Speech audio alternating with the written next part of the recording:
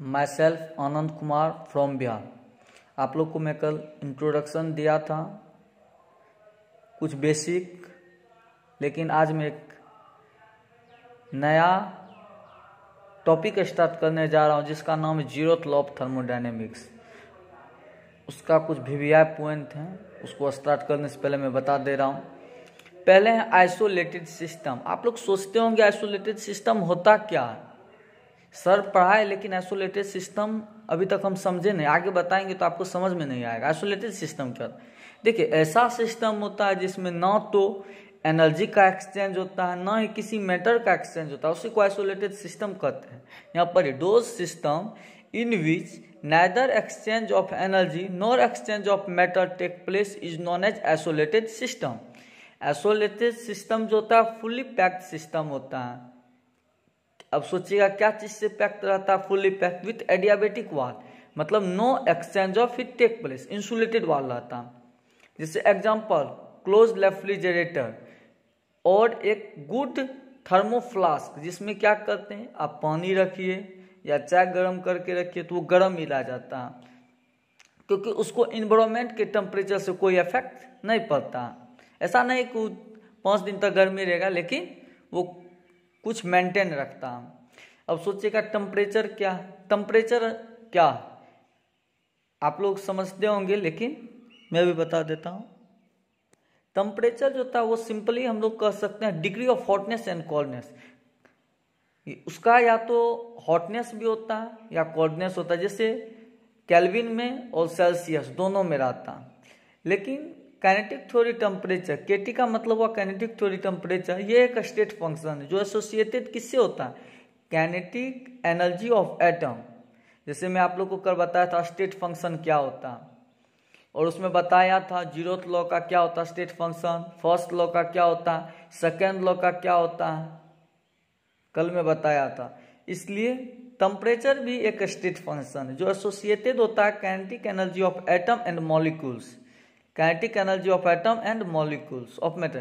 Kinetic energy of atom होता क्या है, देखिए मानिए कि हम यहाँ हीट एनर्जी दे रहे हैं, क्या दे रहे हैं, हीट एनर्जी। हीट एनर्जी दे रहे हैं हम, किसी भी सिस्टम को हम हीट एनर्जी दे रहे हैं। यहाँ मानिए टेम्परेचर हम बढ़ा रहे हैं, टेम्परेचर बढ़ा रहे हैं, तो एक चीज बोलिए कि ये जो मॉलिक्यूल है एक दूसरे में क्या होगा, टकराएगा। जब टकराएगा तो क्यों टकराने में क्या क्या इसमें इफेक्ट आएगा, ट्रांसलेशनल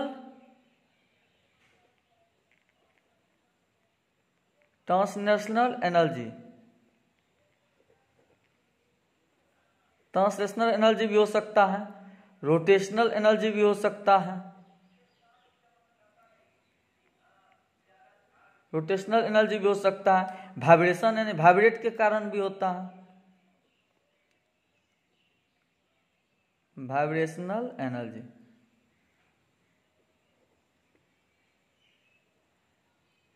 आप लोग समझ चुके हैं।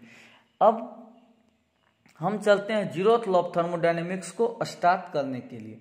पहला है थर्मल इक्विलिब्रियम क्या होता है, वो हम नीचे लिखे हुए हैं, देख सकते हैं यहाँ थर्मल इक्विलिब्रियम। देखिए थर्मल इक्विलिब्रियम होता है कि जिस मैक्रोस्कोपिक प्रॉपर्टीज का होता है, जिसमें pressure, volume, temperature, mass and number of मोल।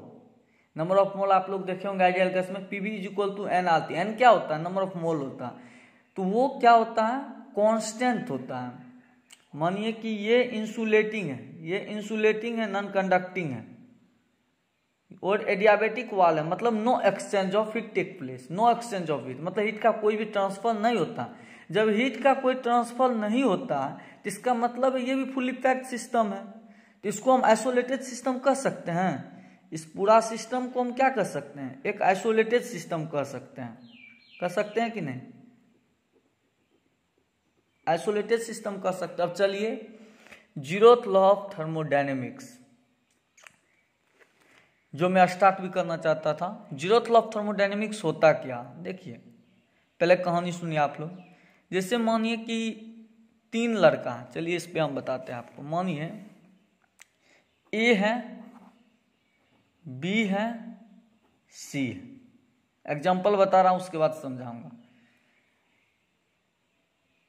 तीन लड़का है, लड़की नहीं बोलेंगे, तीन लड़का, नहीं तो आप लोग कुछ गलत सोच बैठिएगा। तीन लड़का है, मानिए कि इसका जो होता है, इसका रिलेशन इससे है और इसका रिलेशन इससे है। ए का बी से के साथ है, बी का सी के साथ है, ठीक।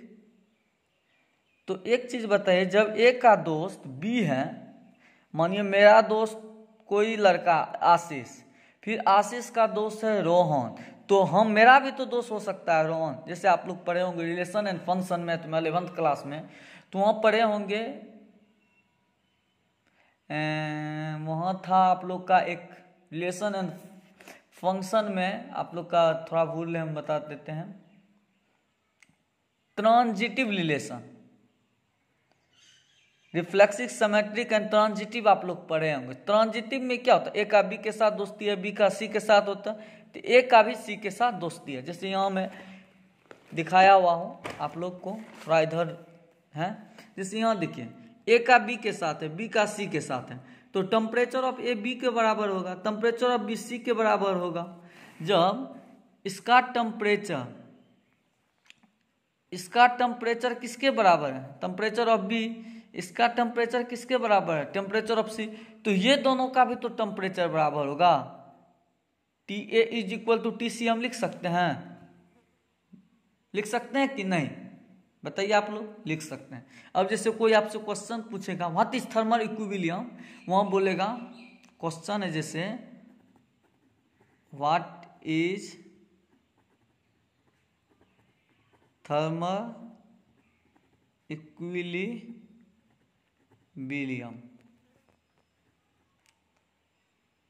थर्मल इक्विलिब्रियम क्या, जिसमें pressure, volume, temperature, mass remains constant.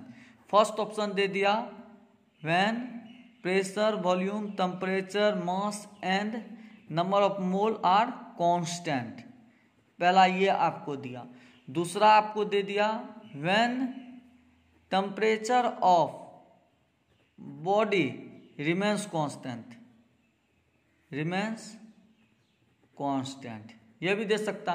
तो हम दोनों को टिक मारें, क्योंकि हम लोग अभी तुरंत पर हैं, किसी भी बॉडी का यदि टेम्परेचर बराबर है तो उसको हम थर्मल इक्विलिब्रियम एग्जिस्ट करेंगे, उसको हम थर्मल इक्विलिब्रियम बोलेंगे। चलिए अब मैं स्टार्ट करता हूं जीरोथ लॉ ऑफ थर्मोडायनेमिक्स।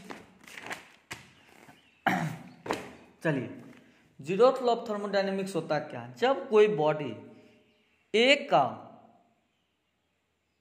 जब दो body A and B are separating, दोनों क्या है, सेपरेटिंग है, in thermal equilibrium with third body, तीसरे बॉडी के साथ, तीसरा बॉडी कौन है, सी है, देन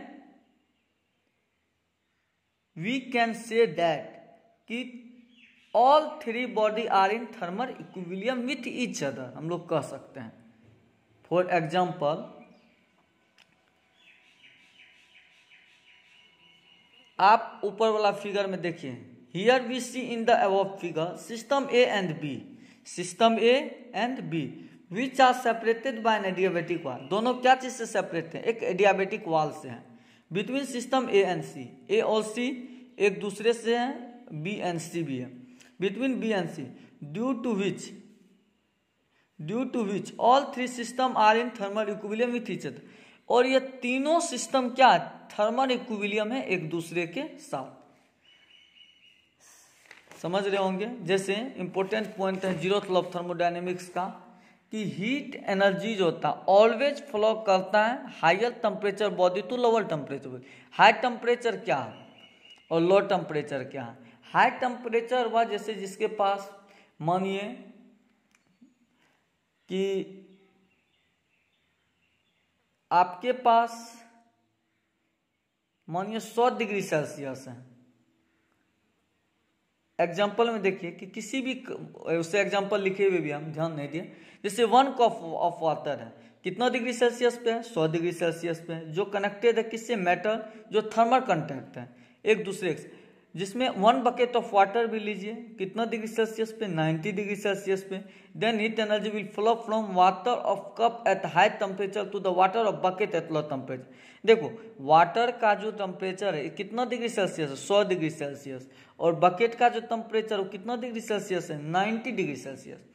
तो आप देखिएगा कुछ समय के बाद कि वो जो होता है जो हायर टेम्परेचर है जिसका, उसके पास हीट फ्लो करेगा higher temperature to lower temperature.